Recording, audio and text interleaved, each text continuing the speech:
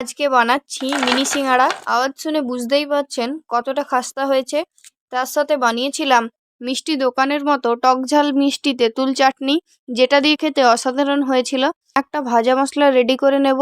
তার জন্য শুকনো কড়াইতে মৌরি, ধনে, জিরে, গোটা শুকনো লঙ্কা ভালো করে ভেজে নিয়ে শিলে গুঁড়ো করে নিয়েছি। এরপর আলু সেদ্ধ করে নেব। তার জন্য কড়াইতে জল গরম করতে দিয়েছি। এদিকে 3টে আলুকে ভালো করে ধুয়ে কেটে কড়াইতে দিয়ে দেব। সেদ্ধ হয়ে গেলে একটা পাত্রে নামিয়ে ঠান্ডা করে নেব। এরপর একটা গ্রেটারের সাহায্যে সব আলুকে গ্রেট করে নেব।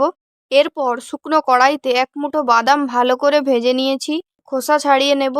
তারপর একটা কড়াইতে তেল দিয়ে বাদামগুলোকে ভেজে নেব।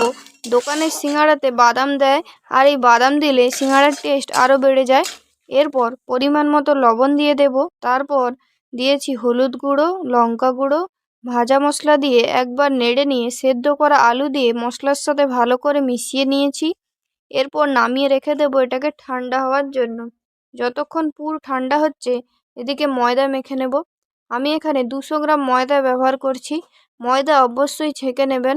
এরপর বেশ কিছুটা তেল দিয়ে ভালো করে ময়ান দিয়ে নিয়েছি।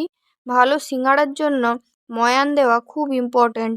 এরপর লবণ দিয়ে দেব এবং অল্প অল্প করে জল দিয়ে ডো রেডি করে নেব।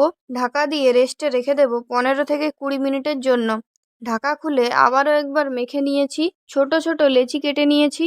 বেলন কাঠে বেলনের সাহায্যে লম্বা করে বেলে নেব। ছুরির সাহায্যে মাঝখান থেকে কেটে নেব।